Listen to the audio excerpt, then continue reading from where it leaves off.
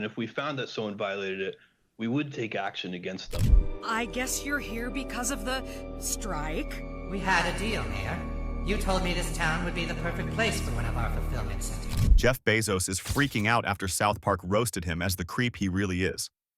The show tore into his obsession with control, exposing how he blames others for his wrecked policies.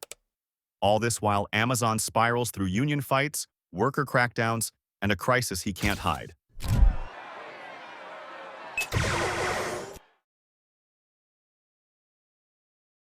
This is private property. All strikers leave. It's an employee who suffered a workplace accident. You were wrongly packaged into a box, and now if anyone tries to open it, your insides will burst apart. So you seek revenge. South Park painted Jeff Bezos as an alien overlord, and the creepy part is how accurate it feels. In Unfulfilled, he doesn't walk. He doesn't talk like a human. He beams thoughts straight into people's minds. Do you know who I am? Yeah, you're Jeff Bezos. And you... That's not random comedy. That's the writer saying Bezos is so far removed from normal life, he might as well be a different species. You made everything nice and convenient, didn't you, Bezos? But humans are more than consumers. That's very eloquent for a box. A box that is the last thing standing in the way of real economic progress for this town. Look at what's happening now. Amazon fired over 150 unionized delivery drivers in Queens the second they pushed back. Organize, and you're gone. Senators are ripping into Amazon's scheduling system that gives workers almost no warning before shifts. Not anymore. Anyone who went on strike is fired. You are no longer necessary. A computer spits out a time slot, and families get wrecked trying to keep up. That's the machine South Park roasted years ago. A system that runs on bodies, not empathy. Meanwhile, Amazon says it's training new workers to replace the strikers. However, because the workers previously worked in a mall, they've had no human contact for quite some time. In the episode, when a worker gets crushed into a box, the company doesn't treat it like a tragedy. It calls it human error. That's the punchline, and it hits because Amazon actually thinks like that. Efficiency first, humans second. South Park nailed that mentality and exaggerated it into horror comedy, but the bones of it are real. Not really sure why everyone is so... Disgruntled, dissatisfied, unamused. Bezos in the show doesn't negotiate, doesn't compromise, doesn't even care. He tells the mayor her Prime membership is at risk. That's the whole model boiled down.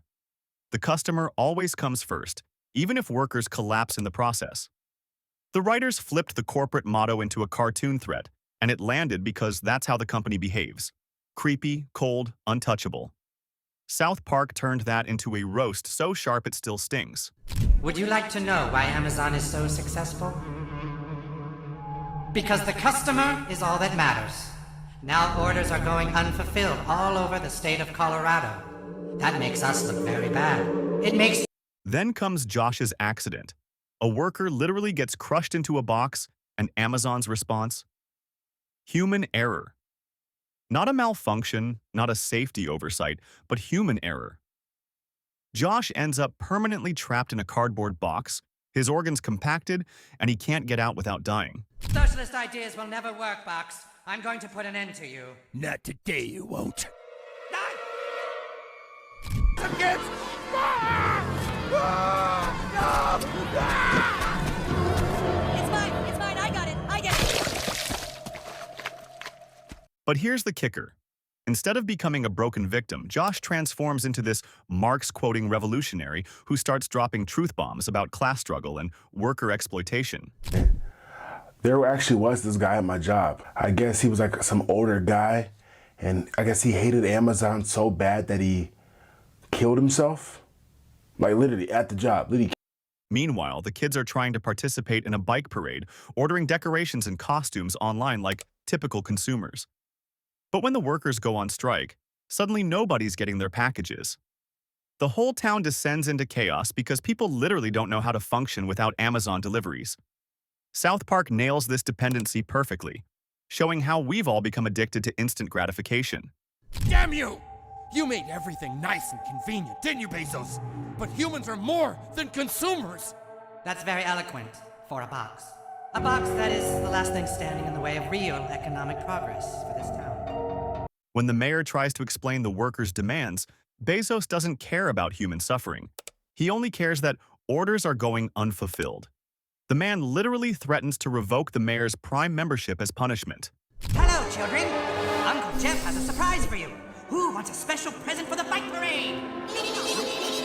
Oh my god. Whoever opens the box gets what's inside. Bezos' response to the strike reveals South Park's most cutting observation about corporate power. He doesn't negotiate with workers or address their concerns. He simply brings in replacement workers from the abandoned mall.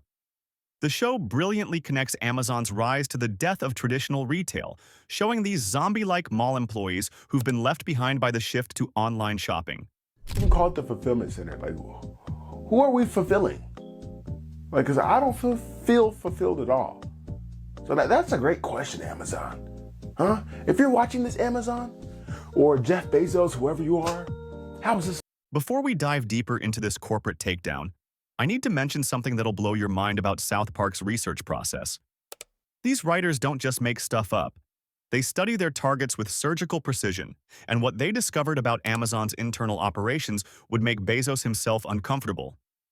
Subscribe if you want more breakdowns like this, because we're just getting started. Being a fulfiller isn't hard. You just follow a few basic steps. No, that's facts. It's not hard. It's just a few basic steps. But doing the same thing over and over and over again, barely. What's particularly genius about this episode is how it shows the circular trap we're all caught in. The workers need their jobs to survive, but those same jobs barely pay enough to cover their Amazon purchases. Steven works at Amazon to afford the things his family orders from Amazon. It's an endless cycle where Bezos profits from both sides of the equation. The same thing over and over again, the unrealistic rates you have to hit or else you're fired. Please. South Park doesn't just attack Amazon's labor practices. They expose the psychological manipulation behind the entire system. The episode shows how Amazon has conditioned us to equate convenience with necessity. When deliveries stop coming, people lose their minds. They can't figure out how to get basic items without next-day shipping. The mall scenes are particularly haunting, showing the wasteland that traditional retail has become. Josh's transformation into a revolutionary leader while literally trapped in a box is South Park at their most symbolically brilliant. Here's a man whose body has been destroyed by corporate machinery, yet his mind has been liberated. He starts preaching about overthrowing capitalism while unable to physically move. It's both tragic and inspiring. His speeches about the ruling class versus the working class hit different when they're coming from someone who's been literally crushed by the system. And then you're spending half your money on Amazon items too. So you're working at the place. You're probably packaging your own order. Working at Amazon to make money at Amazon, to go to Amazon, to buy from Amazon. That's it for. But here's where South Park reveals their deepest insight. The workers eventually give up their strike. Not because their demands are met, but because they realize they need Amazon as much as Amazon needs them. The system has made itself indispensable. Even the striking workers have to cross their own picket line because they need to buy things online. Bezos appears again near the end, and his reaction to finding replacement workers is chilling. He doesn't see humans. He sees consumer workers willing to box. The language itself reveals how corporate thinking dehumanizes people into economic functions. Workers aren't employees with families and dreams. They're just labor units that happen to also consume products. The bike parade subplot serves as the perfect metaphor for what we've lost. Kids used to make things, build things, create with their hands. Now they just order pre-made decorations online and wait for delivery. When that system breaks down, they're helpless. Butters wants to give his prize money to help his dad, showing how even children are absorbed into this economic anxiety. All that matters to me. What if we never get what we're asking for from the Bezos start? watching? What if they just get others to do all the boxing for us? Steven's final character arc is where South Park delivers their emotional knockout punch. This man, who seemed like a bad father at the beginning, reveals he's been killing himself at Amazon, specifically for his son's future. When he says his family is all that matters, we understand the true cost of Bezos' empire. It's not just exploiting workers, it's destroying the relationships those workers are trying to preserve. Amazon's response to bringing in replacement workers shows their true priority: customer fulfillment over human dignity. The company doesn't care about working conditions, fair wages, or employee safety. They only care that orders keep getting processed.